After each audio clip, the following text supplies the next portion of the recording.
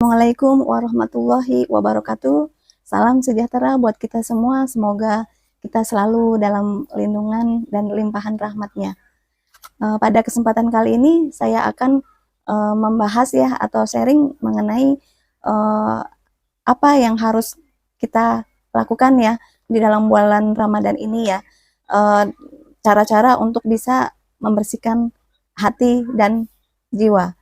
Nah, di bulan Ramadan ini kita makna dari berpuasa ya, itu sebenarnya tidak hanya untuk menahan lapar dari pagi sampai maghrib ya, dari kita sahur sampai maghrib, karena kalau kita berbicara mengenai makna berpuasa itu sebenarnya juga sangat luas sekali gitu. Jadi tidak hanya menahan lapar saja ya, menahan segala sesuatu atau mengendalikan apa yang perlu dikendalikan di dalam diri kita gitu, terutama mengenai hawa nafsu kita, karena sebenarnya Allah itu dekat, Allah itu lebih dekat dari urat nadi, tapi ada medan atau jarak yang membuat kita itu terpisah, yaitu adalah medan atau jarak itu adalah hawa nafsu kita. Nah itu ya, di Quran kan sudah dijelaskan ya seperti itu. Nah pada video kali ini ya saya akan menjelaskan mengenai cara-cara untuk membersihkan jiwa dan hati. Nah, dari hal-hal yang kurang diridhoi ya oleh Allah. Jadi ada beberapa hal yang kurang diridhoi dan itu kita bersihkan ya di dalam hati kita atau jiwa kita. Nah, salah satunya itu adalah sifat takabur. Nah, sifat takabur itu merupakan kita itu merasa lebih baik dari orang lain, atau kita merasa lebih bagus dari orang lain, dan menolak kebenaran dan juga merendahkan atau meremehkan orang lain. Ya, sifat takabur atau sombong itu sifat yang tidak disukai atau tidak diridhoi oleh Allah. Kenapa tidak diridhoi? Itu karena sombong atau takabur itu adalah merupakan warisan dari iblis ya. Jadi kalau di dalam hati kita itu sudah ditempatin oleh iblis atau oleh setan ya, itu akan timbul sifat itu, sifat takabur atau sombong. Itu merupakan warisannya iblis. Kalau iblis sudah menempati di hati kita, maka itu kita akan sulit untuk membersihkan itu. Nah itu yang pertama. Nah yang kedua itu adalah syirik khafi. Nah apa itu syirik khafi? Syirik khafi itu adalah syirik yang tidak kelihatan, seolah-olah tidak syirik, tetapi sebenarnya syirik khafi yang halus ya. Nah jadi sulit untuk diketahui gitu. Kayak contohnya misalkan kita membantu orang lain atau menolong orang lain. Nah, itu kan kamu bisa begini, itu karena hasil perjuangan saya, hasil kerja keras saya, karena dibantu sama saya, makanya kamu harus nurut sama saya. Nah, misal itu contohnya. Itu adalah salah satu contoh ya syirik khafi, syirik yang tidak terlihat, tidak kelihatan gitu, yang sulit untuk diketahui. Nah, seperti itu. Nah, itu juga merupakan kotoran-kotoran ya di dalam hati kita. Itu syirik khafi yang tidak terlihat, yang sulit untuk diketahui.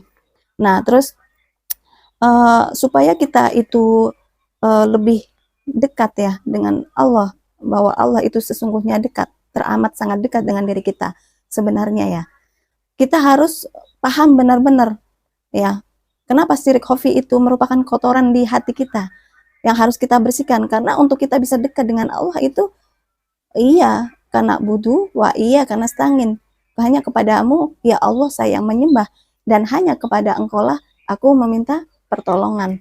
Nah supaya kita bisa lebih dekat kita dengan Allah, kita harus paham benar-benar itu arti dan maknanya. Sesungguhnya kita hanya menyembah kepada Allah, dan hanya kepada Allah kita meminta pertolongan, gak ada yang selain itu. Nah itu kita berusaha ya untuk memaknai atau menghayati, meresapi arti dan makna dari kalimat itu. Nah untuk kita bisa dalam mungkin orang makrifat ya, manunggal ya atau nyawiji itu ya, dengan itu hanya kepada engkau lah saya menyembah, dan hanya kepada engkau lah meminta pertolongan. Nah seperti itu ya. Jadi yang pertama itu adalah sifat takabur atau sombong karena merupakan warisan dari iblis. Yang kedua syirik khafi, syirik yang tidak kelihatan, dan yang ketiga adalah hasut ya atau iri kepada orang lain atau saudara atau tetangga atau ya hasut atau iri ya. Nah, terus karena orang yang seperti ini yang suka menghasut atau dia menebar fitnah atau menuduh atau ya itu nggak bagus ya. Maksudnya jangan sampai orang seperti itu dijadikan pemimpin atau orang-orang kita harus jaga jarak dengan orang-orang seperti itu ya. Dan kita juga harus berusaha menghilangkan sifat-sifat seperti itu karena itu merupakan kotoran-kotoran yang nanti akan membuat hati kita menjadi kurang bersih. Nah, seperti itu. Di dalam orang-orang yang ahli tarekah ya, torekoh atau ahli riadoh atau tirakat ya. Nah, itu ada di dalam huruf alif batasa ya, alif bata. Itu ada 3 huruf yang itu bentuknya sama, tetapi titiknya berbeda. Itu maknanya juga berbeda. Yaitu jim ha ho. Nah, jim ha ho. Nah, dalam orang-orang yang ahli taurekoh ya, itu menjelaskan bahwa supaya hati kita itu bersih ya, itu kita harus membersihkan. Nah, makna dari membersihkan itu adalah taholi. Taholi itu hati kita itu harus dibersihkan dari segala sesuatu yang bisa mengotorinya. Itu disebut dengan taholi. Nah, setelah hati kita bersih, nah jangan dibiarkan bersih gitu, kekosongan begitu aja. Nah, harus diisi. Itu namanya tahali. Nah, harus dihiasi, menghiasi itu tahali. Jadi setelah taholi, terus tahali, harus diisi dengan kebaikan-kebaikan atau keindahan-keindahan ya. Nah, jadi kayak setiap rumah itu punya halaman. Nah, halaman itu supaya terlihat indah itu harus ditanami dengan tanaman yang indah, yang sejuk gitu kan. Tanaman yang bagus yang ditanam di depan rumah. Jadi kelihatan indah, nyaman dan asri dan sejuk juga. Nah, begitupun kita. Nah, kita punya hati, kita punya dada ya. Itu juga harus ditanami dengan tanaman yang indah. Nah, apa itu tanaman yang indah? Yaitu ada 5 ya. Yang pertama itu adalah ilmu. Nah, kita ketahui ya bahwa ilmu itu dibagi menjadi 2 secara garis besar. Ilmu dibagi menjadi 2 jenis, yaitu ilmu kauniyah. Nah, ilmu kauniyah itu ilmu yang mengetahui, ilmu pengetahuan yang umum ya, secara umum, alam semesta umum. Nah, itu ilmu kauniyah. Nah, yang kedua itu adalah ilmu diniyah. Ilmu diniyah itu adalah ilmu-ilmu yang keagamaan gitu, yang mengajarkan kita untuk beragama, berkeyakinan dan berakidah dengan benar sesuai dengan tuntunan Al-Qur'an. Nah, jadi antara ilmu kauniyah dan ilmu diniyah itu semuanya itu sama-sama bersumber dari Tuhan ya, dari Allah. Semua ilmu yang ada di dunia ini, ya ilmu apapun itu sumbernya dari Allah. Nggak ada yang selain itu ya, gitu. Nah, terus yang selanjutnya ya, setelah dibersihkan, itu ditanami dengan ilmu. Yang kedua itu dengan setelah ditanami dengan ilmu, yang kedua itu dengan usaha. Nah, Allah sudah berfirman ya, bahwa Allah itu lebih menyukai atau menyayangi orang-orang yang ahli berzikir. Nah, maka wahai orang-orang yang beriman, berzikirlah yang sebanyak-banyaknya. Afdhaluz zikri la ilaha illallah. Zikir yang paling utama, yang paling afdal adalah la ilaha illallah. Meskipun selain itu sudah disediakan banyak ya, 99 Asmaul Husna untuk kita berzikir ya. Nah, orang yang selalu dia berzikir pagi, siang, sore, malam, nah itu akan disukai oleh Allah atau Allah akan kasih sayang ke orang tersebut.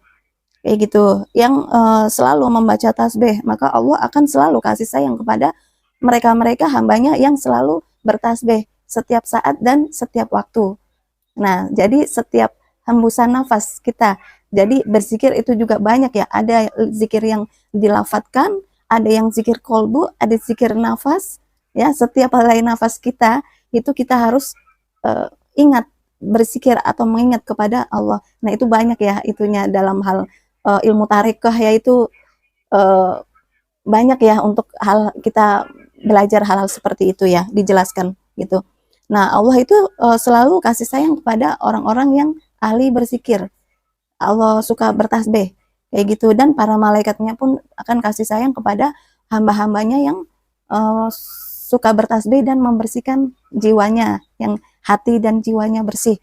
Nah, terus yang ketiga itu hiasan atau tanamannya itu adalah sabar, bahwa sesungguhnya Allah itu beserta orang-orang yang sabar. Nah, untuk kita bisa menjadi orang yang sabar itu juga ada ilmunya. Seseorang tidak mudah untuk melakukan, mempraktekkan sabar itu di dalam dirinya dan kehidupannya tanpa dia menggunakan ilmunya ya. Jadi orang sabar itu pun ada ilmunya gitu. Untuk bisa melakukan sabar, kalau nggak punya ilmu itu ya sulit ya gitu. Jadi untuk bisa sabar kita butuh ilmu untuk bisa ke sana. Nah seperti itu karena uh, Allah sudah menyebutkan ya bahwa sesungguhnya Allah itu beserta orang-orang yang sabar. Nah, yang selanjutnya itu adalah istiqomah, dan yang kelima adalah kasih sayang. Dan semoga dengan kita bisa melakukan itu semua, kita bisa bertajali ya.